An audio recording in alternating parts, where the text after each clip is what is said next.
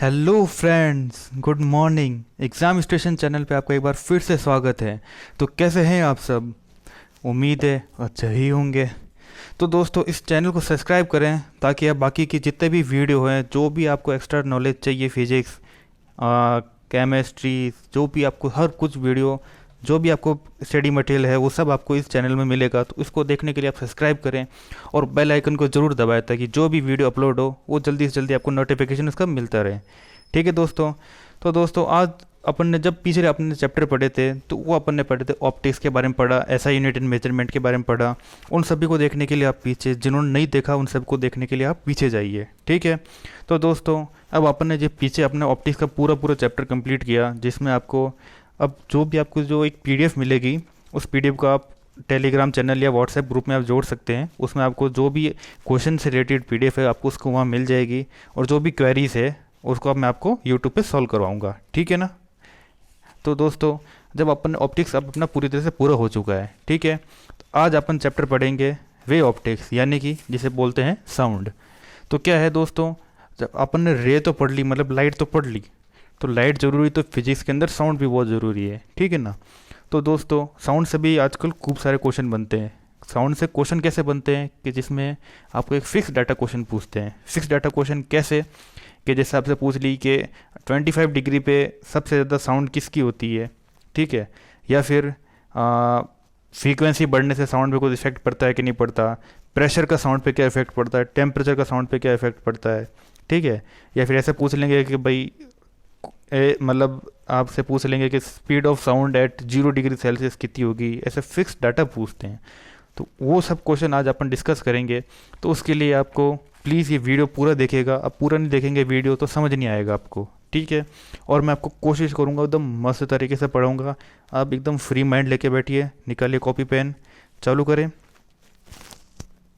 तो दोस्तों, चलते आगे। तो दोस्तों, मैं आपको कुछ बातें बताना चाहता हूँ। तो सबसे पहले अपन पूछते हैं कि साउंड है क्या। ठीक है। भाई अपन ने लाइट के बारे में पढ़ा। लाइट क्या होता है कि भाई लाइट एक सोर्स से एक रे निकलती है, और जब वो किसी से टकराती है और जो उससे जो रिजल्ट मिलता है अपन को, वो लाइट होती है। ठीक है। भाई जिसकी वजह से अपन देख पा रहे हैं वो लाइट होती है। लाइट एक फिनोमिना है। ठीक है ना। लाइट एक कॉज है। ठीक है। तो लाइट के बारे में अपन ने जब पढ़ा, तो अब अपन को साउंड के बारे में पढ़ना है। तो साउंड अपन है क्या। ठीक है। तो साउंड बेसिकली होता है, sound is a form of energy. ठीक है। क्या कहते हैं? Sound is form of energy. Sound एक फॉर्म है किसी एनर्जी का। ठीक है। कैसे फॉर्म है कि भाई, अब आपको मैं बात करूँ, आपको सुनाई दे रहा है, तो आपको सुनाई किस वजह से दे रहा है? सुनाई किसी एनर्जी की वजह से ही सुनाई दे रहा है। मतलब कि आज आपको मैं कह रहा हूँ कि आज वायरलेस, आप वही कह रहे हैं कि आपको वहाँ उस कमरे में कुछ बजा या फिर कोई दूसरी जगह कुछ बजता है, तो आपको यहाँ बैठे बैठे सुनाई क्यों देता है? तो उसका रीज़न ये है कि मतलब कोई भी जो एनर्जी है, साउंड एक एनर्जी का पार्ट है। कैसे एनर्जी का पार्ट है? काइनेटिक एनर्जी का। किसकी काइनेटिक एनर्जी का? पार्टिकल की। कैसे पार्टिकल की काइनेटिक एनर्जी का पार्ट है? कि जैसे मैं कह रहा हूँ कि एक ये वेव पार्टिकल है। ठीक है। अब जब इस पार्टिकल अभी ऐसे पड़ा है तो उसका कोई सेंस नहीं है। ठीक है। लेकिन जैसे ही इस पार्टिकल में कोई एनर्जी आएगी, कोई इसमें अपन कोई फोर्स देंगे, कुछ भी तरह की कोई एनर्जी आती है, फिर ठीक है ना, कोई वाइब्रेशंस आ गया, तो ये पार्टिकल क्या करता है? मोशन करता है। ठीक है। जब कोई पार्टिकल मोशन करता है ना, और वो मोशन करता हुआ आप तक पहुंचता है, कानों तक, तो उसको अपन कहते हैं साउंड। ठीक है। तो एक्चुअल में होता है क्या है, वाइब्रेशन कैसा होता है, क्या है? तो उससे पहले आपको बता दूं साउंड। अच्छा, एक चीज़ बताइए कि अपन लॉ ऑफ एनर्जी कन्वर्जेशन पढ़ेंगे अपन आगे, लेकिन कहीं ना कहीं आपने पढ़ा होगा। तो ये मुझे बताइए, क्या sound law of conservation law of conservation of energy follow करता है? तो दोस्तों, sound law of conversation of energy follow करता है। लॉ ऑफ कंजर्वेशन यानी ऊर्जा का संरक्षण। ठीक है। ऊर्जा का संरक्षण कैसे, ऊर्जा का होता क्या है? तो अपन इसका कहीं पढ़ा होगा आपने law of conservation of energy के अंदर कि कोई भी एनर्जी ना कभी अपन बना सकते हैं, ना कभी अपन डिस्ट्रॉय कर सकते हैं, यानी sound can neither be created nor destroyed. ठीक है। तो दोस्तों मैं ये पूछना चाहता हूँ आपसे, क्या साउंड के केस में भी ऐसा ही होता है? ऑफ कोर्स यस, साउंड के केस में भी ऐसा ही होगा। कैसे होगा कि साउंड के केस में क्या होगा, देखो कि कोई भी, जैसे मान लो कि अब मैं आपको बता रहा हूँ, स्पीकर है, ठीक है। तो स्पीकर को आपके कान तक क्या वैसे ही बज गया? क्या स्पीकर ने खुद से कोई एनर्जी प्रोड्यूस कर ली? नो। स्पीकर को आपने इलेक्ट्रिकल एनर्जी दी, इसने इस इलेक्ट्रिकल एनर्जी को कन्वर्ट करके आपको, इलेक्ट्रिकल को इसने एक मैकेनिकल वेव्स में कन्वर्ट करके आपके कान तक पहुंचाई। ठीक है। ये स्पीकर का बेस्ट एग्जांपल है, यानी ये एनर्जी कंजर्वेशन फॉलो करता है। ठीक है। और इसका कोई एग्जांपल साउंड का, अच्छा आपने कभी वो सुना होगा, ये बहुत ही बचपन में एनसीईआरटी का बहुत ही फेवरेट एग्जांपल है कि भाई एक यहाँ पर एक कान लगा हुआ है और एक यहाँ पे कान लगा हुआ है, और ये एक कप लेते हैं, इस कप के अंदर एक डोरी होती है। ठीक है। तो यहाँ पर एक मुंह होता है, यहाँ पे कोई आप बोलते हैं तो वो एक वहाँ जाके उसको सुनाई दे जाता है। तो वो कैसे सुनाई देता है? तो उसका वही पार्ट है। तो इसके अंदर क्या होता है, जो धागा जो होता है ना, उसके पार्टिकल्स में वाइब्रेशंस होते हैं, तो वाइब्रेशंस उसको वहाँ पर सुनाई देता है उसके वाइब्रेशंस की वजह से। ठीक है। अच्छा अपन इतनी देर से वाइब्रेशन वाइब्रेशन कर रहे हैं कि भाई साउंड के अंदर एक पार्टिकल होते हैं, इस पार्टिकल में वाइब्रेशन आ जाता है इसलिए सुनाई दे जाता है। तो क्या ऐसे कैसे सुनाई दे जाता है? तो दोस्तों अब बात करते हैं कि भाई पार्टिकल के बारे में पढ़ने से। ठीक है। अच्छा अपन बोल रहे हैं कि चलो, उससे पहले मैं आपको बता दूं कि भाई जो ये ह्यूमंस होते हैं, तो ह्यूमन के अंदर भी ऐसा क्या होता है कि ह्यूमन के अंदर भी क्या वाइब्रेशन होते हैं? कि ह्यूमन के अंदर ऐसा क्या होता है कि मतलब वो कुछ भी मतलब पार्टिकल में वाइब्रेशन दे देता है और अगले को सुनाई दे देता है।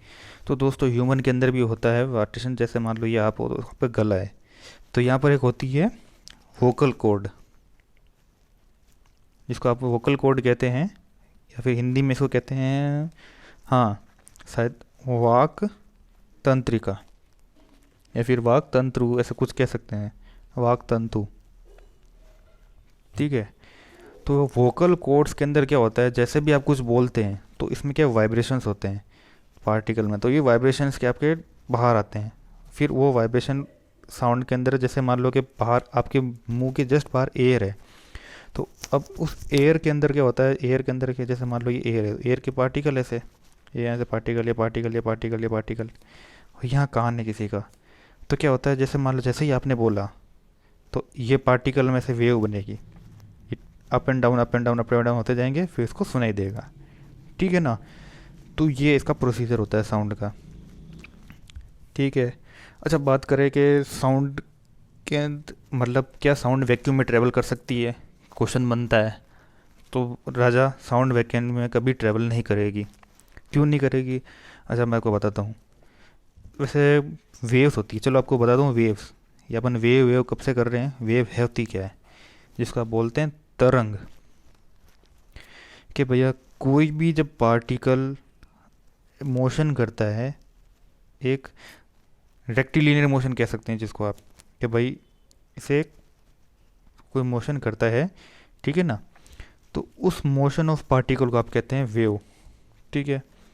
वेव तो हो गई, चलो ठीक है, लेकिन वेव प्रोपोगेशन होता है, यानी अब प्रोपोगेशन क्या होता है, वेव का बढ़ना। जैसे वेव, चलो यहाँ तक आ गई, ये वेव हो गई, लेकिन कंटिन्यू वेव चलती जा रही है, इसका मतलब क्या है, यानी वेव का प्रोपोगेशन हो रहा है, वेव आगे बढ़ रही है। तो साउंड फिनोमिना करती है वेव प्रोपोगेशन पे। ठीक है। अच्छा तो अब अपन बात कर रहे थे, हाँ, कि वेव के अंदर क्या होता है। वेव क्या करती है, कभी वेव डिस्टर्बेंस ऑफ पार्टिकल, यानी कोई भी, बेस्ट एग्जांपल रहता है डिस्टर्बेंस ऑफ पार्टिकल्स। ठीक है। अच्छा वेव होती है दो टाइप में, कोई भी, एक तो ईएम वेव्स होती है और एक दूसरी होती है मैकेनिकल वेव। ठीक है। अच्छा ईएम वेव्स आपको मैं साइड लाइट में बता चुका हूँ कि भैया जितने भी, सॉरी वापस बना देता हूँ मैं, वेव होती है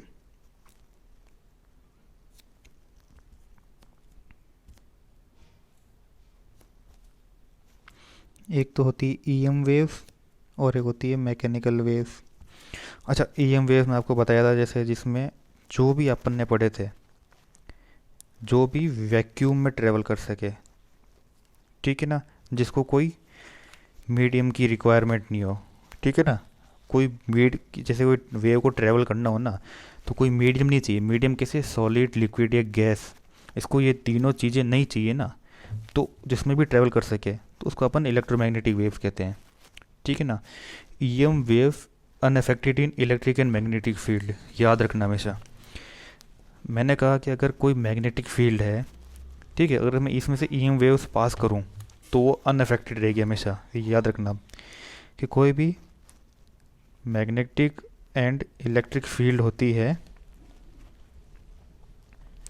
ईएम वेव्स अनअफेक्टेड होती है, ठीक है ना, ये आप लिख लीजिएगा।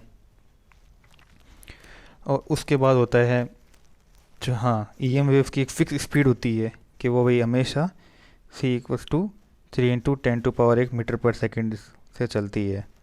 ये हम आपको 1000 बार बता चुका हूँ। ये वेव्स होती है हमेशा, मतलब स्पीड ऑफ लाइट के अंदर से चलती है। अच्छा, और क्या होता है कि भैया ये एक ट्रांसवर्स वेव के जैसे भी काम कर सकती है। अब ट्रांसवर्स वेव क्या होते हैं मैं आपको बताऊंगा आगे, लेकिन आपको ये ध्यान रखना भी ट्रांसफर वेव को भी काम करती है ये, यानी ट्रांसफ़र वेव होती है, काम तो क्या करती है, ट्रांसफ़र वेव ही होती है ईएम वेव्स, ठीक है ना। ये आप लिख लीजिएगा। लिख लिया आपने ईएम वेव्स के बारे में, यानी इलेक्ट्रोमैग्नेटिक वेव्स की बात कर रहा हूँ मैं यहाँ पे, ठीक है। फिर उसके बाद अपन चलते हैं आगे, मैकेनिकल वेव। अच्छा, मैकेनिकल वेव क्या होती है, रिक्वायर्ड मीडियम, यानी कोई चाहिए इसको चलाने के लिए, ठीक है ना। कोई में कौन, सॉलिड, लिक्विड और गैस, ठीक है ना, ये चीज़ें इनको चाहिए जिसमें कि आगे बढ़ा सके, ठीक है। अच्छा, मैकेनिकल वेव होती कौन सी है, ठीक है, जो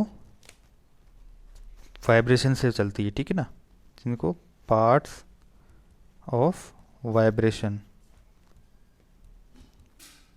ठीक है ना।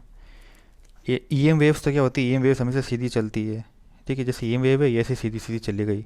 मैं लेज़र भी बताया था, लेज़र एक ईएम वेव होती है जिसको कोई भी डिफ्लेक्ट नहीं होता, ये मैं आपको पिछले लेक्चर में बता चुका हूँ। अच्छा, ये radio waves, mechanical waves, ultraviolet rays, visible spectrum rays, जितनी भी होती है वो सब ईएम वेव्स होती है, ठीक है ना, क्योंकि उनके अंदर वो स्ट्रेट लाइन में चलती है, उनको कोई भी मतलब पार्टिकल से कोई लेना देना नहीं होता, ठीक है। फिर अपन बात करते हैं मैकेनिकल वेव, वो वाइब्रेशन से चलती है, किसी पार्ट है वाइब्रेशन का, ठीक है ना। इनको रिक्वायर्ड मीडियम चाहिए कोई, जैसे सॉलिड, लिक्विड, गैस, ठीक है। लिख लिया आपने अच्छे से। चलें आगे। तो मुझे एक्चुअली इसको थोड़ा रफ करना पड़ेगा क्योंकि मैं इसका पार्ट बता रहा हूँ मैकेनिकल वेव के। लिख लिया ना आपने।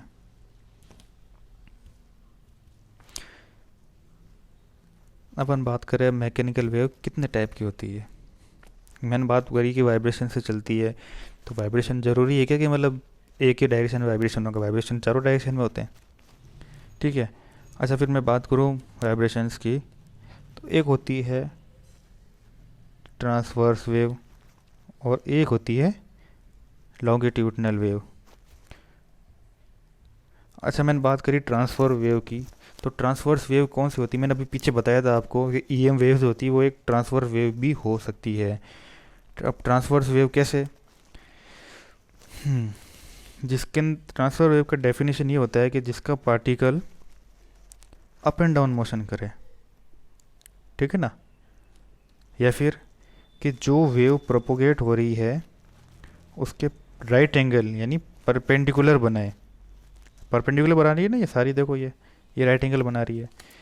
तो जो पार्टिकल वाइब्रेशन होने के बाद परपेंडिकुलर यानी 90 डिग्री का एंगल बनाए, कौन सी, जो पास फॉलो, जो लाइट जा रही है, जो ये लाइट जा रही है और जो ये एंगल बन रहा है, या फिर जो राइट एंगल बनाता है पार्टिकल का, यानी ये जो मोमेंट है पार्टिकल का, ये प्रोपोगेशन ऑफ वेव की डायरेक्शन के 90 डिग्री बनाता है। समझ गए बात को, डेफिनेशन को, ठीक है।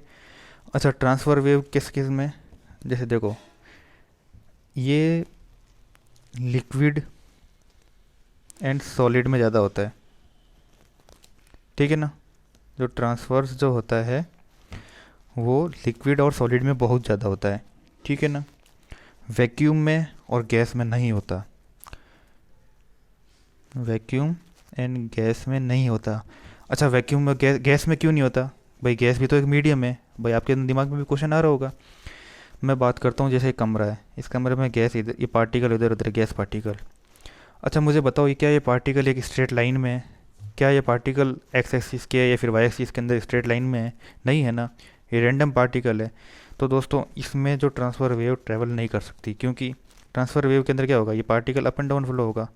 तो क्या इसके अगला पार्टिकल है क्या जो इस मतलब ये पार्टिकल की एनर्जी ले पाए? नहीं है ना। तो इसलिए वैक्यूम और गैस में ट्रांसफ़र वेव नहीं चलती। और ये क्वेश्चन बनेगा दोस्तों, लिख के लेता हूँ, कभी न कभी किसी एग्ज़ाम में ज़रूर ये क्वेश्चन आएगा कि भाई ट्रांसफ़र वेव किसके अंदर ट्रैवल नहीं कर सकती। तो आपके पास ऑप्शन देगा, तो उसमें सॉलिड, लिक्विड, गैस और एक कहेगा सब में ही ट्रैवल करती है। 4 ऑप्शन ऐसे आएंगे, तो आपको गैस टिक करना है, ठीक है ना। तो ट्रांसफ़र वेव के बारे में आपको अच्छे से बता चुका हूँ, ठीक है। फिर मैं आपको बात अब इसका अच्छा इसका एग्जांपल भी दे ही देता हूँ आपको ट्रांसफ़र वेव का। आपने वो देखा होगा पॉन्ड के पॉन्ड सुनता है ना, मतलब तालाब। तो दोस्तों इस तालाब के अंदर भी आपने कभी देखा होगा पत्थर मारते हैं तो वो एक वेव्स बनती है, ठीक है ना। तालाब के अंदर क्या है, लिक्विड है, लिक्विड में ट्रांसफ़र वेव बनेगी, तो यहाँ लिक्विड में ट्रांसफ़र वेव बनी है, ठीक है। ये इसका बेस्ट एग्जांपल है ट्रांसफ़र वेव का। और या फिर आपने अर्थक्वेक के अंदर भी होता है, अर्थक्वेक के अंदर भी आपने देखा होगा वो वेव्स जो बनती है, जैसे सिस्मोग्राफ बोलते हैं। अच्छा लिख लीजिएगा, अर्थक्वेक को जो मेज़र करने के लिए जो इक्विपमेंट यूज़ होता है उसको आप कहते हैं सिस्मोग्राफ, ठीक है। ये आपको करंट अफेयर का क्वेश्चन या फिर फिजिक्स का ही क्वेश्चन तैयार है मान लो, ठीक है। अच्छा इसमें जो पी वेव और एस वेव दो तरह की होती है। पी वेव जो होती है जो थोड़ा कम तरह की होता है, अच्छा पी वेव और एस वेव दो तरह की होती है अर्थक्वेक के अंदर। पी वेव्स जो होती है जो बिल्कुल ही सिंपल होती है, मतलब नॉर्मल अर्थक्वेक होता है, जिसको आप मान लो कि जो मतलब आप 5 तक मेज़र कर सकते हैं, ठीक है ना। जिसका मैग्नीट्यूड 5 हो वो पी वेव होती है, और जो 5 से नीचे चली जाए, ठीक है ना, जो 5 से 10 या फिर 11 तक चली जाए उसको आप कहते हैं एस वेव्स। जो मतलब बेसिकली बहुत अंदर टेक्टोनिक जो प्लेट्स होती है ना, इसमें जब अर्थ के कोर के अंदर जाते हैं टेक्टोनिक प्लेट्स होती है, वो फिर एस वेव्स के अंदर आ जाती है, जो बहुत ही हैवी रहती है। तो दोस्तों आपने कभी इसका वो देखा भी होगा, जैसे अर्थ बनाई है, सॉरी, आपने जैसे अर्थ बनाई है तो अर्थ के अंदर कभी कभी वो टीवी वाले दिखाते भी है कि जैसे ये है तो उसमें ऐसे ऐसे ऐसे ऐसे ऐसे यूँ बनाएंगे, तो ये वेव्स चलती है। और भी इसका बेस्ट एग्जांपल ट्रांसफर वेव का सुनामी है, ठीक है ना, समझ गए। तो ये होती है ट्रांसवर्स वेव, और उसको हिंदी में ट्रांसवर्स को वैसे हिंदी में क्या कहते हैं मैं आपको लिख के बता देता हूँ, अनुप्रस्थीय, अनुप्रस्थीय, ठीक है। तो ये हो गया आपके ट्रांसफर वेव, ठीक है। अब अपन बात करते हैं लॉन्गिट्यूडनल वेव। क्या आपने बताया कि भाई एक पार्टिकल तो जैसे अप डाउन कर रहा है 90 डिग्री बना रहा है वेव ऑफ प्रोपोगेशन के डायरेक्शन में, तो उसको कहते हैं अपन ट्रांसफ़र। लेकिन लॉन्गिट्यूडनल क्या है? तो लॉन्गिट्यूडनल क्या होता है मैं आपको यहाँ बताता हूँ एक बार। लॉन्गिट्यूडनल वो होता है जिसमें जो पार्टिकल के अंदर जो वाइब्रेशन होता है किसी मीडियम के थ्रू होता है, और वो हमेशा parallel to propagation of wave होता है। ट्रांसवर्स 90 डिग्री होता है परपेंडिकुलर, और ये होता है पैरेलल, यानी शायद लंबत्व बोलते हैं पैरेलल को, ठीक है ना। अब लंबत्व कैसे, जैसे अब आपको बात करूँ मैं कि पार्टिकल जो होगा ना इसमें पार्टिकल आगे पीछे जाएगा, ठीक है। इसको अच्छा लॉन्गिट्यूडनल को हिंदी में क्या कहते हैं मैं आपको लिख देता हूँ एक बार, अनुदैर्ध्य। देखो मुझे अच्छे से याद नहीं, लेकिन मेरे हिसाब से ये अनुदैर्ध्य ही कहते हैं इसको, ठीक है ना। लॉन्गिट्यूडनल है तो अच्छा अब इसमें बताओ, ये पार्टिकल जब आगे एंड पीछे जा रहा है यानी फॉरवर्ड एंड बैकवर्ड जा रहा है, तो दोस्तों इसमें जो जो मतलब जो फिनोमिना होगा, तो जैसे क्या होता है इसमें जो किसी मेटल या फिर जो लिक्विड जो किसी मेटल में जो ये होता है, ठीक है, बेसिकली तो मेटल्स में ही होता है, इसमें ये गैस में भी हो जाता है, कोई दिक्कत नहीं है। क्योंकि भाई गैस में तो क्या होता है, जैसे ये इधर है ठीक है ना। तो ये आगे पीछे पार्टिकल चलेगा तो हाँ हो जाएगी, वेव ट्रेवल हो जाएगी, कोई दिक्कत नहीं है, ठीक है। लेकिन अब इसमें जो इफ़ेक्ट आता है बेसिकली बहुत ज़्यादा आता है स्प्रिंग्स में, या फिर आपने वो सुना होगा बेल, सबसे बेस्ट एग्जांपल होता है बेल, घंटा, ठीक है ना। जैसे घंटी लगी होती है कहीं पे भी, वही बड़े बड़े क्लॉक टावर्स में भी होती थी पहले के टाइम में। तो उसमें क्या होता था कि जैसे मान लो घंटी है ये बजेगी, तो उसमें क्या होगा, जैसे इसके पास इसके जो चिपकते हुए एयर के पार्टिकल होंगे, फिर ये एयर के पार्टिकल होंगे, फिर एयर के पार्टिकल होंगे, ऐसे ऐसे करते करते फिर यहाँ पर कोई कान होगा, ठीक है ना।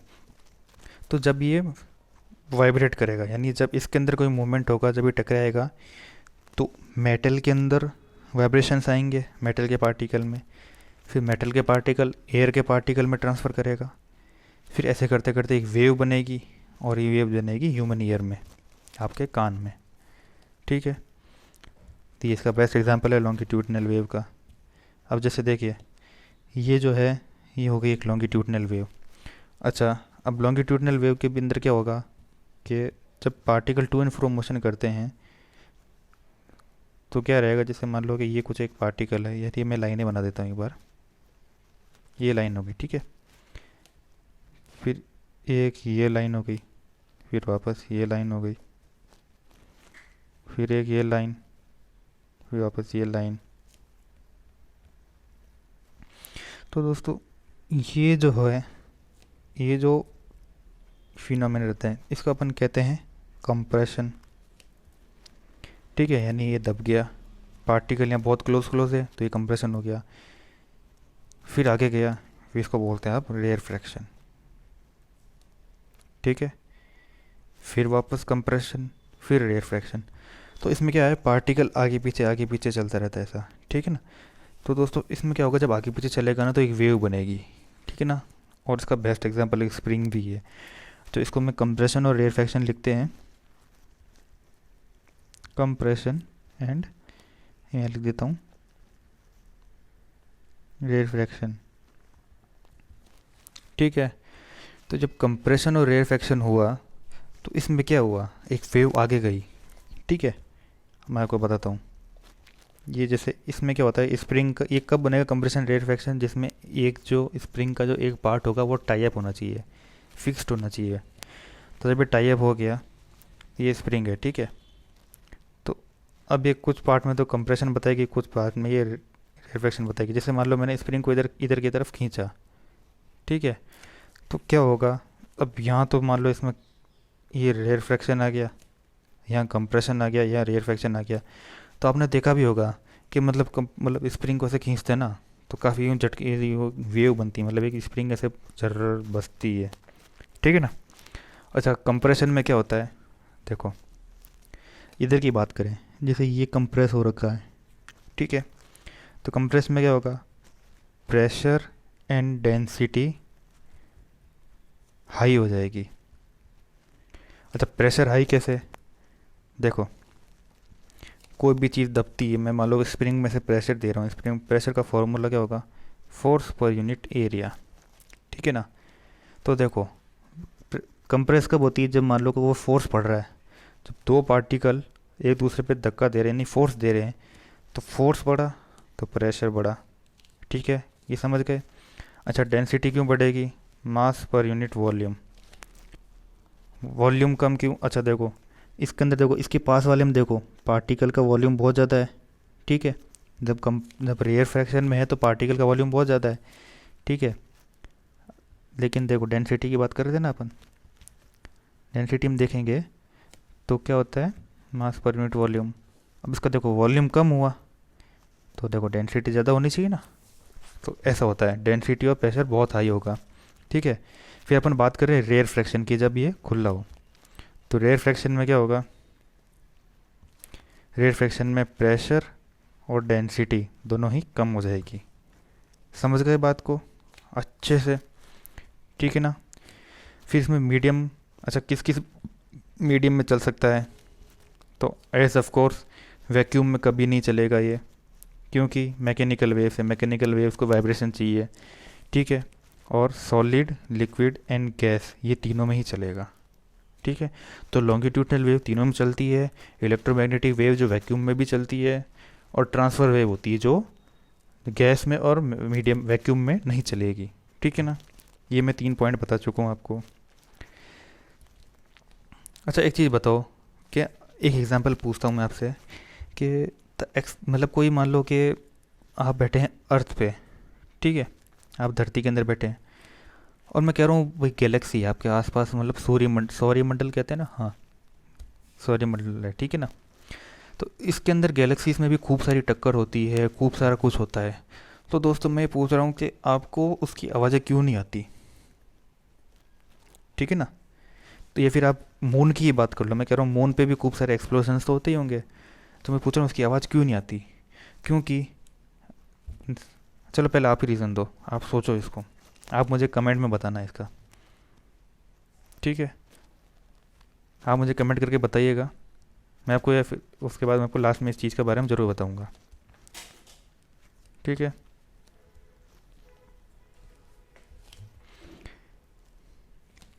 अब आप तो क्या ही बताएंगे, मुझे पता है कमेंट नहीं आने वाला, मैं बता देता हूँ।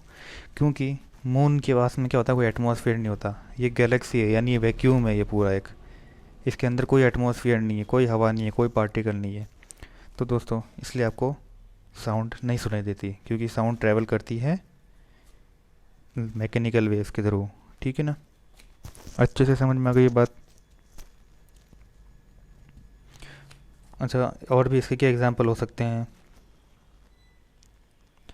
सिस्मिक वेव होती है, और मैं, हाँ सिस्मिक वेव आपको बता ही चुका हूँ, वो वैसे तो ट्रांसफर वेव में आती है, लेकिन जो सिस्मिक वेव जो अर्थक्वेक में भी आती है, वॉल्केनो जो इरप्शन होता है, तो उसके द्वारा जो वेव्स बनाते हैं अपन, तो वो मतलब लॉन्गिट्यूडनल वेव के अंदर आती है, ठीक है ना। तो ये सब अपन साउंड के बारे में पढ़ चुके हैं, ठीक है। तो ये मैं आपको पूरा एकदम शॉर्ट टर्म में बता चुका हूँ। तो अब मैं अपन एक बार और बात करते हैं कि ये क्या क्या हो रहा है इसमें। तो ये जो है आपका, ये एक पूरा साउंड के ईयर के अंदर बता रखा है। अच्छा ये आपको एक बार बता देता हूँ, ये जैसे मैंने बता रखा कि ये एक ट्रांसफर वेव है। ट्रांसफर वेव कैसे, क्योंकि देखो ये अलोंग द डायरेक्शन चल रही है, ठीक है ना, अलोंग द डायरेक्शन, ये देखो 90 डिग्री बना रही है, ये डायरेक्शन है, और इसके जब 90 डिग्री को बनाता है तो वो ट्रांसफर वेव होती है, ठीक है ना, समझ गए बात को। तो ये है ये मैग्नेटिक वेव, ठीक है ना, ट्रांसफर वेव, और ये ऊपर वाली होगी लॉन्गिट्यूडनल वेव। तो अब अपन आगे चलते हैं, इसकी डेफिनेशंस क्या क्या लिखी है वो देखते हैं। तो अब अपन, मैंने आपको पूरा ब्रीफ बता दिया साउंड के बारे में, अच्छे से एक्सप्लेन डिटेल में बताया है। तो अब अपन कुछ डेफिनेशंस है उसके बारे में पढ़ते हैं क्या क्या लिखा हुआ है।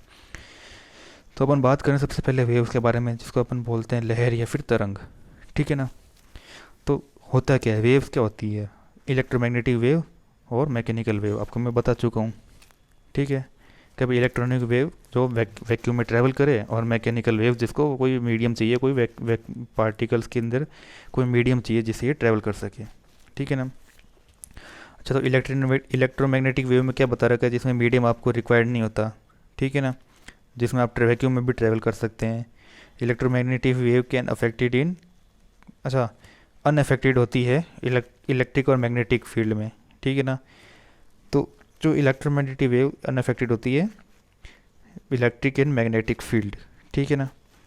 और उसके बाद अपन बात करें, this wave travel with speed of light, यानी c = 3 × 10⁻⁸ मीटर पर सेकेंड। ये आपको मैं बता चुका हूँ, ये हमेशा स्ट्रेट लाइन में ट्रैवल करती है, क्योंकि भाई कोई पार्टिकल मीडियम रिक्वायरमेंट नहीं हो तो स्ट्रेट लाइन में ट्रैवल करेगी, ठीक है ना। और क्या होता है, it is a transverse wave, ये एक ट्रांसवर्स वेव होती है, मैं आपको बता चुका हूँ कि जैसे मान लो ये जो ट्रांसफर वेव क्या होती है, जो हमेशा 90 डिग्री बनाती है डायरेक्शन ऑफ प्रोपोगेशन के, ये direction of propagation of wave है, और ये 90 डिग्री बना रही है, ठीक है। तो ये ट्रांसफ़र वेव भी हो सकती है। अच्छा इसका एग्जांपल क्या क्या है, इसके एग्जांपल है light wave, UV rays, X rays, gamma race.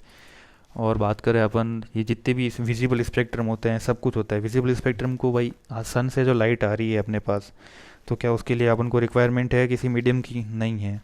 तो ये सब एक पार्ट है, ठीक है ना, विजिबल की। तो अब अपन बात करें मैकेनिकल वेव्स के बारे में। तो मैकेनिकल वेव अपन ने बता लिया कि जो उसको कोई मीडियम चाहिए रिक्वायरमेंट के लिए, ठीक है ना। तो मीडियम चाहिए तो उसके लिए भाई क्या क्या होते हैं, अच्छा कितने पार्ट की होती है, ट्रांसवर्स वेव और लॉन्गिट्यूडनल वेव। तो ट्रांसफर वेव के बारे में बता चुका हूँ आपको। ट्रांसफर वेव क्या होती है कि भाई जो जिसको मतलब 90 डिग्री बनाए, यानी जो परपेंडिकुलर रहे प्रोपोगेशन ऑफ वेव के। ठीक है ना, ये वेव के प्रोपोगेशन है, ये मैं आपको 5 ही बार बता रहा हूँ। ठीक है ना, अभी कभी गलत नहीं होना चाहिए। अच्छा, ये ट्रांसफ़र वेव क्वेश्चन बनेगा किस किस में काम नहीं करती। तो ट्रांसफ़र वेव काम नहीं करती वैक्यूम एंड गैस में। ठीक है ना, समझ गए बात को। वैक्यूम और गैस में ट्रांसफ़र वेव काम नहीं करती। अच्छा, किस में काम करती है, लिक्विड और सॉलिड में। ठीक है ना, लिक्विड के अंदर आपको मैं बता चुका एग्जाम्पल, ये देखो pond wave on surface water surface. ठीक है ना, ये ऐसे वेव बनती है पानी की। इसे जब पत्थर डाल दिया आपने ऐसे यूँ, तो ऐसे ही वेव बनती है पानी के अंदर। ठीक है, और एक स्ट्रैंडेड वायर होता है। अच्छा, स्ट्रैंडेड वायर क्या होता है, बेसिकली अपन आपको बताता हूँ एक बार। क्या होता है कि एक तो नॉर्मली वायर होता है, ठीक है, लेकिन फिर क्या होता है, इस वायर की कोई डायमीटर बढ़ाने के लिए अपन क्या करते हैं, खूब सारे वायर ऐड करते हैं। ठीक है, तो आजकल बेसिकली सारे स्टैंडर्ड वायर ही होते हैं। तो इसमें क्या होता है कि मतलब लॉसेस कम हो जाते हैं थोड़े, क्यों भाई वायर खूब ज़्यादा होगा तो क्या होगा, करंट डिवाइड हो जाएगा, तो थोड़ा मतलब लॉसेस कम हो जाएंगे इसके अंदर। डायमीटर भी बढ़ जाएगा, डायमीटर बढ़ गया तो क्या हो जाएगा, इसके अंदर थोड़ा हीट भी कम होगा वायर। ठीक है ना, तो काफ़ी अच्छी पावर दे देते हैं ये, प्रोटेक्शन भी अच्छा है इनका। इसलिए अपन स्टैंडर्ड वायर के अंदर भी, स्टैंडर्ड वायर के अंदर भी कौन सी होती है, ये ट्रांसफ़र वेव होती है। ठीक है, अर्थक्वेक इन पी वेव, ये भी बता चुका हूँ आपको मैं। ठीक है, तो ये अपने पढ़ा आज अपन ने मैकेनिकल वेव, यानी इसके अंदर ट्रांसफ़र वेव के बारे में। ठीक है, तो उसके अंदर ट्रांसफ़र वेव के अंदर देखो, अच्छा एक चीज़ और बताता हूँ आपको मैं। ये ट्रांसफ़र वेव देखो ये बन रखी है। ठीक है, तो आपको मैं उस दिन मैं बता चुका था जब मैंने आपको लाइट पढ़ाई थी, तो उसको मैंने आपको बोला था कि मैं आपको उसके बारे में अच्छे से बताऊंगा कि एम्पलीट्यूड क्या होता है, वो लाउडनेस क्या होता है, वो क्या होता है। तो बेसिकली ये जो चीज़ है ना, वो आपको सेकंड पार्ट ऑफ लेक्चर के अंदर बता दूंगा। अच्छा, अगर इसके अगले लेक्चर में अपना साउंड कंप्लीट हो जाएगा। ठीक है, तो दोस्तों जब ये ट्रांसफ़र वेव के अंदर जो भी आपको बेसिक बेसिक ब्रीफ आइडिया देता हूँ मैं, ये जो अब देखो एक पॉइंट से, ये एक साइकिल बनाई है इसने। ठीक है ना, या फिर आप ये देख सकते हैं ये एक साइकिल बनी है, यानी यहाँ से चालू हुई और यहाँ ख़त्म हो गई। तो इस साइकिल को आप क्या बोलेंगे, फ्रीक्वेंसी। ठीक है ना, फ्रीक्वेंसी के उल्टा क्या होता है, वन। फ्रीक्वेंसी क्या होता है, मतलब क्या होता है, 1/t होता है फ्रीक्वेंसी, टाइम का इन्वर्स फ्रीक्वेंसी होता है। ठीक है, अच्छा इसके अंदर मैं आपको बता रहा था जो सबसे मैक्सिमम हाइट है, यानी ऊपर की तरफ जो हाइट है, पहल जो एक एक्स एक्सिस के ऊपर की तरफ जो मैक्सिमम हाइट होती है, जो मैक्सिमम वेव अपनी मैक्सिमम एनर्जी शो करती है, तो उसको अपन कहते हैं क्रेस्ट। ठीक है ना, और जो बिल्कुल ही नीचे आ जाता है उसको अपन क्या कहते हैं, ट्रफ। ठीक है, ये ट्रफ हो गया। अच्छा, एक क्रेस्ट से दूसरे क्रेस्ट के बीच की जो डिफरेंस होती है उसको अपन क्या कहते हैं, वेव लेंथ, लैम्बडा जिसे डिनोट करते हैं अपन। समझ गए, ये सारी डेफिनेशंस और ये बेसिक डेफिनेशन पूछते हैं। ठीक है ना, मतलब जो मैक्सिमम हाइट है किसी वेव की, उसके जो टॉपर टॉप जो है, या फिर दो क्रेस्ट के बीच की बात कर सकते हैं, या फिर दो ट्रफ के बीच की बात कर सकते हैं, तो ये वेवलेंथ का फॉर्मूला होता है। ठीक है, और क्या बन सकता है इसके अंदर से क्वेश्चन,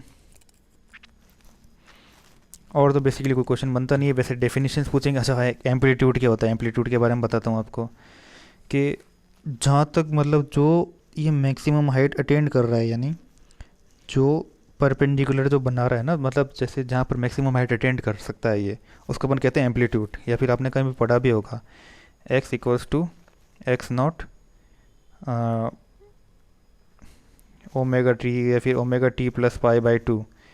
ठीक है ना, ये पाई बाई टू, ये अपने फॉर्मूला का पढ़ा हुआ। तो ये एक्स नॉट क्या होता है, ये एम्पलीट्यूड होता है। ठीक है ना, ये एम्पलीट्यूड से डिनोट करता है, यानी मैक्सिमम जो हाइट अटेंड कर रहा है, जो मैक्सिमम जिसको अपन बोलते हैं, यानी यहाँ पर ये जो वैल्यू रहेगी ना, ये एम्पलीट्यूड कहलाएगी एक तरह से।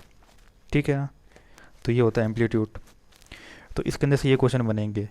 ठीक है, और ये लॉन्गिट्यूडनल वेव तो मैं आपको बता ही चुका हूँ, खूब सारे एग्जाम्पल होते हैं इनके। ठीक है, चलो अब अपन और आगे बढ़ते हैं।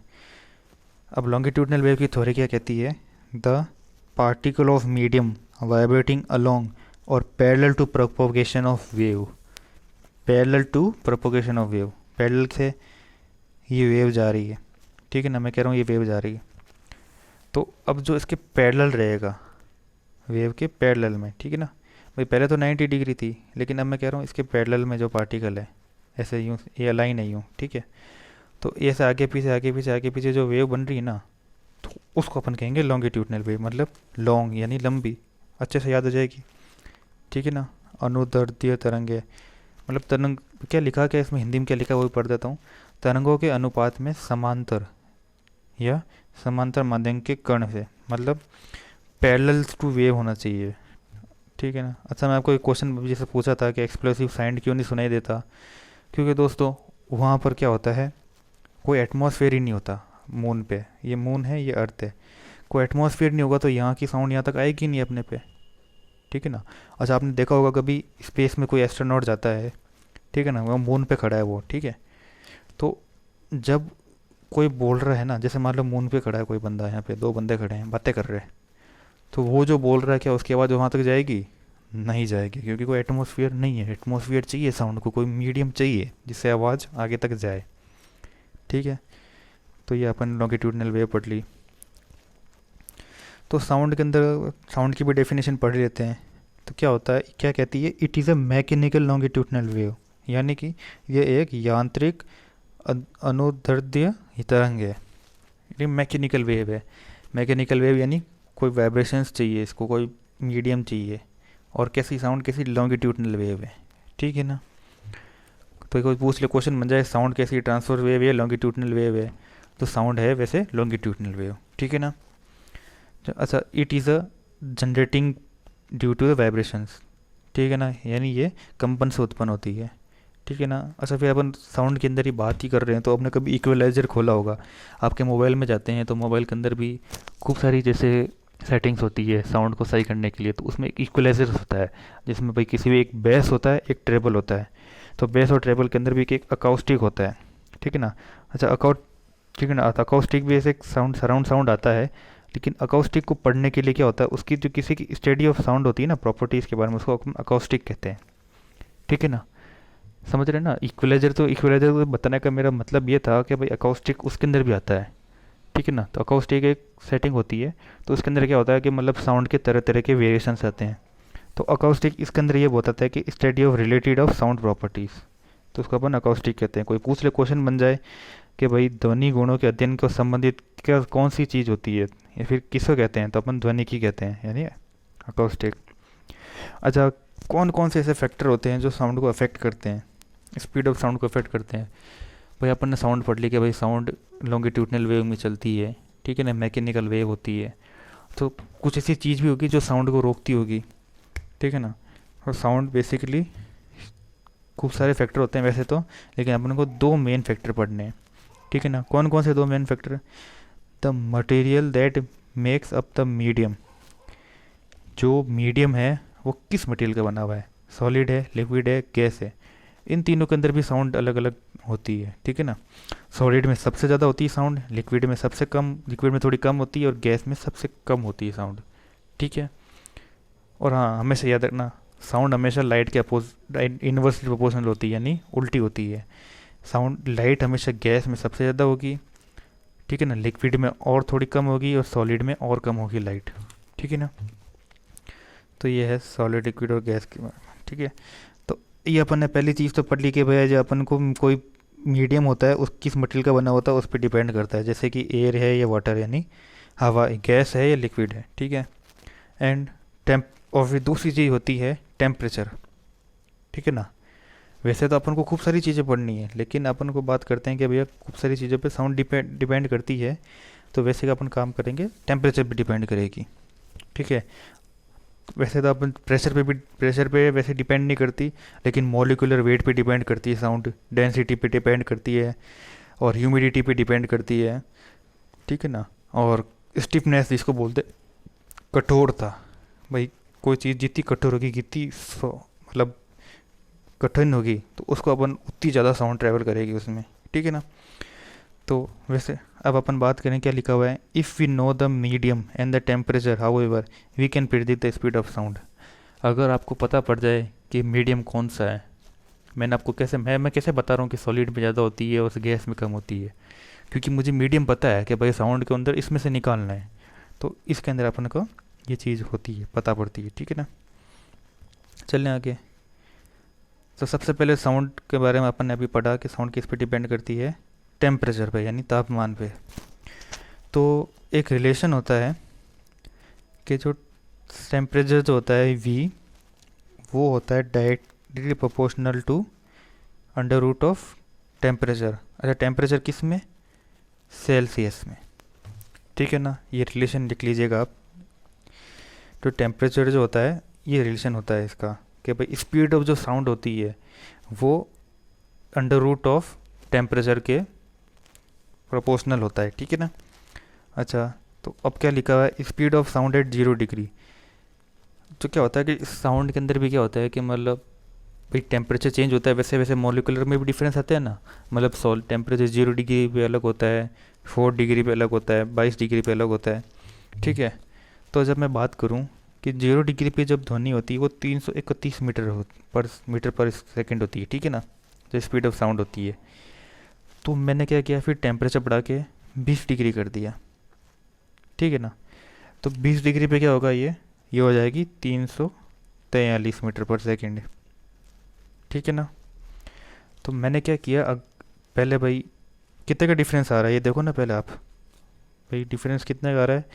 0 से 20 के बीच में ये 331 है और 343, यानी 12 मीटर पर सेकेंड का डिफरेंस आ रहा है जब मैंने 20 डिग्री चेंज किया। तो 1 डिग्री चेंज होने पे कितना होगा, यानी 12/20, यानी 26, और यानी ये कितना हो गया 0.6 मीटर पर सेकेंड, ठीक है ना।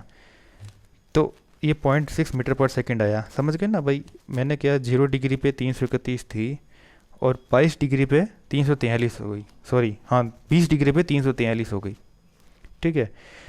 तो इसका मतलब क्या हुआ, जब मैंने जैसे टेम्परेचर बढ़ाया स्पीड ऑफ साउंड बढ़ गई। कैसे बढ़ी?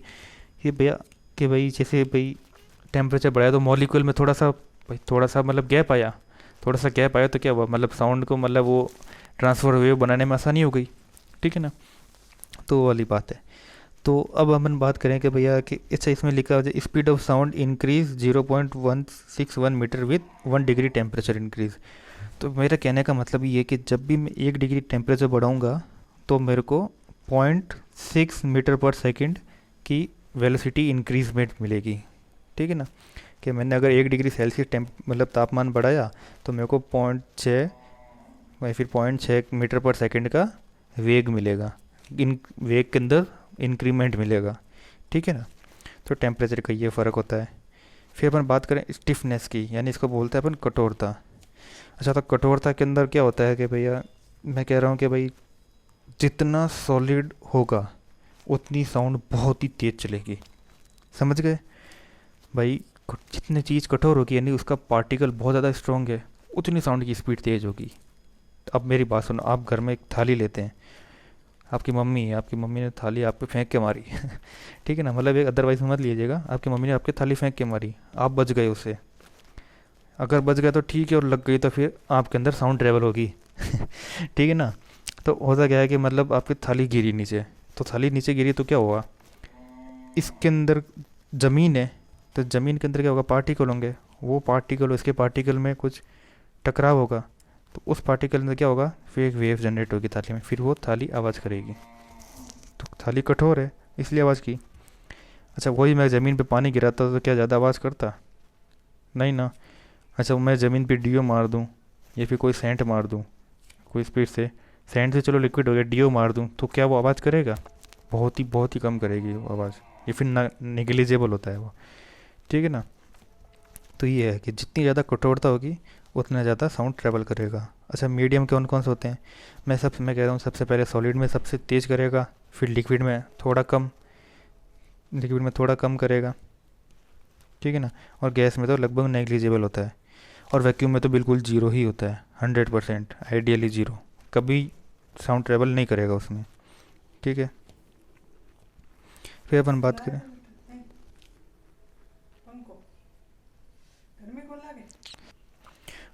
अच्छा फिर अपन बात करें डायमंड की। तो डायमंड क्या होता है, सबसे कठोर मटेरियल होता है, या फिर सबसे कठोर जो मैटर होता है ना अपने अर्थ के अंदर, वो डायमंड होता है, ठीक है ना। डायमंड को काटने के लिए डायमंड यूज़ करते हैं, ठीक है ना। तो बाकी और किसी से डायमंड इतनी आसानी से कटता भी नहीं है। डायमंड किसका पार्ट होता है? कार्बन का पार्ट होता है, ये आपको पता होना चाहिए। कार्बन का ही एलोट्रॉप होता है, एलोट्रॉप कहते हैं इसको, ठीक है ना। तो अच्छा, ये कहाँ मिलता है डायमंड? डायमंड अपन को ज़मीन में मिलता है, बहुत ही अंदर, ठीक है ना, लगभग मेंटल के आसपास या मेंटल के नीचे, मीडियम मेंटल बोलते हैं, मेंटल के आसपास या मेंटल से भी नीचे, ठीक है ना। तो क्या होता है, जब कार्बन जो होता है जब वो बहुत ज़्यादा मतलब कंप्रेस हो जाता है, मतलब हीट में, जब भाई धरती के नीचे तो बहुत ज़्यादा टेम्परेचर होगा, टेम्परेचर बहुत ज़्यादा है, तो इसमें क्या होता है कि बहुत ज़्यादा कठोर हो जाता है वो। क्यों? क्योंकि कार्बन मतलब ऐसे कंप्रेस हो के वो ऐसा हो जाता है, ठीक है ना, कठोर हो जाता है, तो इसलिए वो डायमंड कहलाता है, ठीक है। अच्छा, डायमंड के अंदर जो साउंड की स्पीड बहुत तेज़ होती है, लगभग ये 1200 नहीं है, ये है 12,000 है, 12,000 मीटर पर सेकंड होती है, ठीक है ना। आप चेक कर सकते हैं इसके अंदर कि 12,000 मीटर पर सेकंड में साउंड ट्रेवल करती है, ठीक है। अच्छा, अपन अब कुछ एक साउंड स्पीड वैसे तो होती है, मतलब अपन कहते हैं कि भाई मैं अपन जैसे सही मैं इसमें ही बता ही देता हूँ आपको कि जैसे सॉलिड के अंदर basically sound on an average कितनी होती है, 500 मीटर पर सेकंड होती है, ठीक है ना। फिर अपन बात करें लिक्विड के अंदर, तो लिक्विड के अंदर लगभग या फिर 500 नहीं, ये लगभग आप 5,000 ही मानो, ठीक है ना। ऑन एन एवरेज, सॉरी गलती हो गई मुझसे, ये आपकी होती है लगभग 5,000 होती है, ठीक है ना। ये 5,000 मीटर पर सेकंड के आसपास होती है साउंड की स्पीड, और एवरेज बता रहा हूँ मैं, ठीक है ना। फिर अपन बात करें लिक्विड के अंदर, तो लिक्विड के अंदर होती है लगभग आप ये मान के चलो 1,500, ठीक है ना। गैस के अंदर बात करूँ तो लगभग आप ये मान के चलो भाई 500, या फिर 500 से थोड़ी कम, या फिर एयर की बात कर रहा हूँ ना, गैस के अंदर तो फिर भी होगी, एयर के अंदर इससे भी कम होती है, तो वो होती है 343 समथिंग, ठीक है ना। तो एयर के अंदर होती है लगभग अपने 343 अपन मान के चलते हैं, या फिर 346 बोलते हैं वैसे तो, 346, ठीक है ना। लेकिन 346 होती है 25 डिग्री सेंटीग्रेड पे अपनी हो जाती है 346 मीटर पर सेकेंड। ये सब फिक्स डाटा, और ये फिक्स डाटा आपको याद रखना ही पड़ेगा, ठीक है ना। कोई बड़ी बात नहीं है, आपको ये टेम्परेचर के हिसाब से देखो ना, रिलेट करो, ठीक है। अच्छा, फिर अपन बात करें कि कुछ एक 343 हो जाती है, ठीक है ना, इस पे, और वैक्यूम में कितनी होती है साउंड की स्पीड? 0, ठीक है। तो ये अपन ने अच्छे से डिस्कस किया टेम्परेचर और कठोरता के बारे में। अब क्या है कि कुछ एक ऐसी चीज़ें हैं जो अपने क्वेश्चन में पूछती है, आप मुझसे पूछोगे भैया इसकी भी स्पीड बता दो, इसकी भी स्पीड बता दो, लेकिन अपन वो अनसर्टेन नहीं पढ़ना है, जो एग्ज़ाम में पूछा जाता है उसके अंदर पढ़ना है आपको, ठीक है ना। अच्छा, अपन मैं बता रहा हूँ कि सबसे ज़्यादा आपने बताया सॉलिड में होता है, तो सॉलिड के अंदर भी आपसे क्वेश्चन पूछ लेगा डायमंड के अलावा, ठीक है ना। वैसे तो पूछेगा डायमंड होता है, लेकिन डायमंड के अलावा आपसे क्वेश्चन पूछ ले कि भैया कि किस में होता है, कि एक मेटल दे दिए, कौन से मेटल में सबसे ज़्यादा साउंड की स्पीड होती है? एल्युमिनियम में होती है, ब्रास में होती है, आयरन में होती है, या निकल में होती है, ठीक है ना। तो आपको आंसर होगा सबसे ज़्यादा साउंड की स्पीड होती है एल्युमिनियम में, ठीक है ना। तो एल्युमिनियम में साउंड की स्पीड होती है 6,420 मीटर पर सेकेंड, ठीक है ना। फिर आती है निकल के अंदर, निकल के अंदर होती है 6,040 मीटर पर सेकेंड, ठीक है। फिर आती स्टील में लगभग 5,996, ठीक है ना। तो ये होती है साउंड की स्टील में। फिर अपन बात करें आयरन की, यानी लोहे के अंदर, तो लोहे के अंदर होती है 5,950, ठीक है। अच्छा, एक फिर इसमें यहाँ एक काम करो, ग्लास डाल लो, ग्लास के अंदर भी पूछ लेते हैं, यह भी रेलवेज़ के पेपर के अंदर पूछा था कि साउंड की स्पीड ग्लास में कितनी होती है, तो होती है लगभग 1,488 मीटर पर सेकेंड, ठीक है ना। 1,488 होती है, उससे थोड़ा सा कम होता है, 10 कम होता है वाटर के अंदर, ये फिर थोड़ी, हाँ नहीं 1,488 तो नहीं होगी, अरे एक मिनट कंफर्म करने दो, ग्लास के अंदर होती है, सॉरी गलती हो गई मुझसे, ग्लास के अंदर होगी आपके 3,980 मीटर पर सेकेंड, हाँ वो क्या कुछ और याद रह गया था मेरे को, माफ़ी चाहूँगा आपसे। ये एक्चुअल में वाटर से ऊपर थोड़ा सा एयर आता है ना, तो उसके अंदर थोड़ी स्पीड होती है साउंड की लगभग, ठीक है ना, सॉरी। तो फिर वाटर के अंदर कितनी होती है? भैया 1,498, और सी वाटर में 1,591। अच्छा, ये क्या चक्कर है कि भैया वाटर में तो इतनी होती है, वाटर में कम होती है, और सी वाटर में 1,531 होती है, क्यों होती? क्योंकि इस सी वाटर में क्या होता है कि मतलब आपके नमक होता है, मतलब कहते हैं कि भाई सॉल्ट बहुत ज़्यादा होता है। सॉल्ट बहुत ज़्यादा होता है तो मतलब सॉल्ट के कुछ पार्टिकल होते हैं, आयोडीन के भाई पार्टिकल होंगे। तो पार्टिकल होंगे तो इसमें साउंड की स्पीड थोड़ी तेज़ हो जाती है। तो ये हमेशा याद रखना, कभी क्वेश्चन आ जाए ना सी वाटर, और ये बहुत ज़्यादा पूछते जाने वाला क्वेश्चन है कि भैया सी वाटर और उसमें कौन से किस में ज़्यादा होती है, तो भैया सी वाटर में ज़्यादा होती है, हमेशा याद रखना। ये स्टार ही मार लो आप लोग तो, ये वाटर और इसका केस बना के। ठीक है, चलें आगे। फिर बात करें प्रेशर के अंदर। अच्छा क्या होता है कि भाई प्रेशर के अंदर मैंने आपको बताया कि भाई अगर कोई लॉन्गिट्यूडनल वेव होगी, ठीक है ना, तो अगर एरिया कम हुआ तो प्रेशर ज़्यादा होगा, और ठीक है ना, और एरिया ज़्यादा हुआ तो प्रेशर कम हो जाएगा। ठीक है, लेकिन मैं कह रहा हूँ अगर कोई टेम्परेचर ही कांस्टेंट हो, ठीक है ना, at constant temperature by varying in pressure has no effect. याद रखना कि अगर किसी कांस्टेंट टेम्परेचर, यानी मैं 25 डिग्री सेल्सियस एक रूम टेम्परेचर की बात करूं, तो उसके अंदर आपके प्रेशर के अंदर वेरी करोगे तो कुछ फ़र्क नहीं आएगा उसके अंदर। यानी आप ट्रांसफर वेव की भी बात कर रहे हैं तो उसके अंदर कुछ फ़र्क नहीं आएगा। ठीक है ना। तो अच्छा, टेम्परेचर रूम टेम्परेचर होता है 25 डिग्री सेल्सियस, बॉडी का टेम्परेचर कितना होता है, तो आप मुझे कमेंट करके बताइएगा कि what is the temperature of body of human body. Human body temperature कितना होता है, ठीक है ना। आप मुझे प्लीज़ कमेंट करके बताइएगा, प्लीज़ डू कमेंट, ये कितना होता है ह्यूमन बॉडी टेम्परेचर, मैं आपका वेट करूँगा। ठीक है, फिर अपन बात करें मॉलिक्यूलर वेट के अंदर। अच्छा, फ्रीक्वेंसी की बात करें तो फ्रीक्वेंसी का यानी आवर्ती का कोई प्रभाव ही नहीं होता। आप कितनी भी फ्रीक्वेंसी चेंज कर ले साउंड के अंदर कोई फ़र्क नहीं आएगा। ठीक है ना, क्यों, देखिए C equals to F lambda. C क्या होता है, speed of light equals to ये फ्रीक्वेंसी और ये वेव लेंथ, तो frequency equals to C upon lambda. ठीक है ना, तो इसलिए फ्रीक्वेंसी के अंदर कोई इफेक्ट नहीं आता साउंड का। ठीक है ना।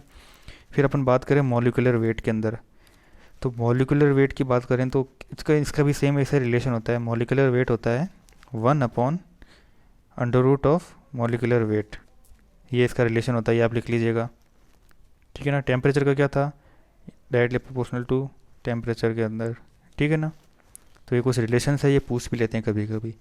अच्छा क्या था फॉर्मूला, क्या था, V equals directly proportional to under root molecular weight. मैं कहता हूँ कि अगर मैंने मॉलिक्यूलर वेट बढ़ाया तो क्या मेरे साउंड की स्पीड कम होगी, यस ऑफ कोर्स होगी। ठीक है ना। तो कुछ एक एग्जांपल है, जैसे कि हाइड्रोजन हो गया, नाइट्रोजन हो गया, ऑक्सीजन हो गया, कार्बन डाइऑक्साइड हो गया, मैंने कुछ चीज़ें ले ली। अच्छा, इसका मॉलिक्यूलर वेट कितना होगा हाइड्रोजन का, 1 होता है, 1 इंटू टू, 2 हो गया, 7 इंटू टू 14, और सॉरी 14 इंटू टू 28।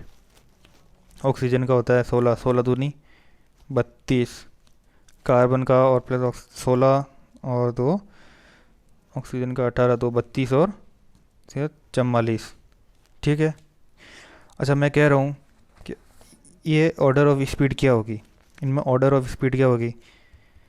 मैंने क्या किया, मॉलिक्यूलर वेट जैसे जैसे बताया बढ़ाया, ठीक है ना, मैंने बोला मॉलिक्यूलर वेट जैसे जैसे बढ़ाया स्पीड कम होती जाएगी। तो स्पीड सबसे ज़्यादा किसकी होगी, हाइड्रोजन की होगी, फिर नाइट्रोजन की, फिर ऑक्सीजन की, फिर कार्बन डाइऑक्साइड की। तो मतलब मॉलिक्यूलर वेट में जितना इतना बढ़ाऊंगा ना उतना उतना मेरे साउंड की स्पीड कम हो जाएगी। ठीक है ना। तो एक काम करता हूँ, मैं हाइड्रोजन का बताता हूँ। इसका एक वैसे फिक्स एक वैल्यू होती है, हाइड्रोजन के अंदर साउंड की स्पीड होती है 1284। तो इस तरह के क्वेश्चन आएंगे आपके, आप प्लीज़ इन चीज़ों को, वैल्यूज़ को ध्यान से 3-4 बार क्रैम करिएगा। ठीक है ना। तो सबसे ज़्यादा होती है हाइड्रोजन की। ठीक है, चलें आगे। फिर अपन बात करते हैं ह्यूमिडिटी की। तो ह्यूमिडिटी में अंदर क्या होता है कि ह्यूमिडिटी डायरेक्टली प्रोपोर्शनल टू होता है। ठीक है ना। कैसे कि भाई अगर मैं बात करूँ, ह्यूमिडिटी जो होता है साउंड की स्पीड के डायरेक्टली प्रोपोर्शनल होता है, जैसे ह्यूमिडिटी बढ़ेगी वैसे स्पीड ऑफ साउंड बढ़ेगी। ठीक है ना। फिर अपन बात करें डेंसिटी की। डेंसिटी के अंदर अच्छा एक बहुत ज़्यादा रिपीटिंग क्वेश्चन है, डेंसिटी का बहुत ज़्यादा पूछते हैं आपसे। ठीक है ना, ये बहुत ज़्यादा रिपीटिंग क्वेश्चन है डेंसिटी का, एक टेम्परेचर का और एक डेंसिटी का, बहुत ज़्यादा ध्यान रखिएगा। टेम्परेचर से क्वेश्चन पूछते हैं कि भैया 1 डिग्री में मतलब टेम्परेचर बढ़ाओ तो कितना चेंज होगा, 0.61 मीटर पर सेकेंड। ठीक है ना। अब डेंसिटी की बात करें, क्या लिखा हुआ है, speed of sound is directly inversely proportional to under root of rho. ये रो, इसको डेंसिटी को ऐसे डिनोट करते हैं अपन। ठीक है। तो डेंसिटी का फॉर्मूला क्या होता है, मास पर यूनिट वॉल्यूम। ठीक है ना, m/v।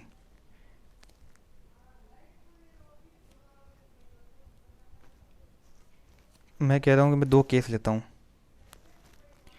मैंने क्या किया, यहाँ पे एक ऐसी चीज़ ली जिसमें मैंने वॉल्यूम थोड़ा कम कर दिया। ठीक है। और ये ली जिसमें वॉल्यूम थोड़ा ज़्यादा कर दिया। अच्छा, मैंने क्या किया, डेंसिटी क्या होता है, मास पर यूनिट वॉल्यूम। वॉल्यूम बढ़ाया, डेंसिटी कम हुई, तो स्पीड ऑफ साउंड क्या होगी, बढ़ेगी। ठीक है ना। मैंने वॉल्यूम बढ़ाया, डेंसिटी कम हो गई। इसका चलो डेंसिटी को एक इससे भी बेस्ट एग्जांपल बता देता हूँ, वैसे एक बार ये समझा देता हूँ आपको। मैंने वॉल्यूम बढ़ाया, ये देखो इस डब्बे का वॉल्यूम बढ़ गया भाई, थोड़ी ये चीज़ें कम कर दी मैंने, सामान कम कर दिया, तो वॉल्यूम बढ़ गया इसका। तो वॉल्यूम बढ़ने से क्या हुआ, डेंसिटी कम हुई, यानी सामान कम हुआ तो क्या हुआ, भीड़ भाड़ कम हो गई। डेंसिटी को ऐसे मान सकते हो आप एक तरह से, भीड़ भाड़, डेंसिटी कम हुई। ठीक है। डेंसिटी कम होने से क्या हो गया, स्पीड ऑफ साउंड बढ़ गई। अब मैंने क्या किया, खूब सारा सामान भर दिया, तो क्या किया मैंने, वॉल्यूम कम कर दिया। वॉल्यूम कम करने से क्या होगा, डेंसिटी बढ़ गई। डेंसिटी बढ़ने से क्या होगा, स्पीड ऑफ साउंड कम हो जाएगा। ठीक है ना। अब इसका एक और बेस्ट एग्जांपल होता है, आप खाली कमरे में जाओ। अब जब एक खाली बड़े हॉल या कमरे में जाते हैं, आप ज़ोर से एक आवाज़ देते हैं, हेलो भी बोलते हैं, तो कि वो, तो आप देखते हैं कि वो जो साउंड होती है, वो साउंड आपके बहुत ज़्यादा यूँ गूंजती है। ठीक है। लेकिन फिर अपन बात करें जब आप, हाँ, जब कमरे में सामान पड़ा होता है फिर आप बोलते हैं तो वो साउंड नहीं गूंजती। तो ये आपके बात करता है डेंसिटी का फ़र्क कैसे पड़ता है। ठीक है ना। अच्छा, मैं क्वेश्चन पूछूं कि भाई एक सूखी और एक गीली हवा है, तो उसके अंदर डेंसिटी किसकी ज़्यादा होगी, तो बेसिकली क्या होंगे, खूब सारे जाके बोलेंगे उसकी अपने ये गीली की ज़्यादा होगी। लेकिन गलत, गीली की कम क्यों होगी डेंसिटी, क्योंकि देखो आपके सीधा पार्टिकल से रिलेट करते हैं। मैं भी खुद रिलेट करता हूँ, मैं खुद एक स्टूडेंट हूँ, मुझे भी पता था कि भाई मैं भी एक स्टूडेंट रह चुका हूँ, मुझे भी पता है कि मैं कैसे रिलेट करते हैं। ठीक है ना। तो अब पार्टिकल की बात है तो क्या होता है, डेंसिटी का फॉर्मूला क्या होता है, मास पर यूनिट वॉल्यूम। तो ड्राई के अंदर क्या होता है, वॉल्यूम कम होता है, तो इसकी डेंसिटी ज़्यादा होगी। ठीक है ना। और क्या होता है भाई, गीले के अंदर क्या होंगे, खूब सारे पार्टिकल हो जाएंगे, तो वॉल्यूम बढ़ गया, वॉल्यूम बढ़ने से डेंसिटी कम हो गई। तो इस तरह से रिलेट करना है आपको। ठीक है ना। तो दोस्तों, आई होप आपको ये सब समझ आया होगा। तो अब अपन कुछ बची हुई चीज़ें हैं जिसके अंदर मतलब और भी थोड़े बहुत क्वेश्चन होते हैं, बेसिक क्वेश्चन होते हैं, वो पूछे जाते हैं। इसमें पिच, टोन, एक इको से भी क्वेश्चन बनता है, तो वो सब मैं आपको कलेक्ट करा दूंगा। एक रिवर्बरेशन भी होता है, और सोनार भी पढ़ा होगा आपने, तो वो सब चीज़ें मैं आपको कल बता दूंगा। तो दोस्तों, ये था इस वीडियो का एंड था। तो आई होप आपको ये सेशन बहुत अच्छा पसंद आया होगा। तो दोस्तों, प्लीज़ कमेंट करके बताइएगा, कुछ क्वेश्चन मैं पूछता हूँ आप उसको कमेंट करिए। आपको जो डाउट नहीं आया प्लीज़ मुझे कमेंट करके बताइए। कमेंट नहीं करेंगे तो मैं समझ नहीं पाऊँगा कि आपको क्या चीज़ में दिक्कत आ रही है। ठीक है। I hope, God bless you all.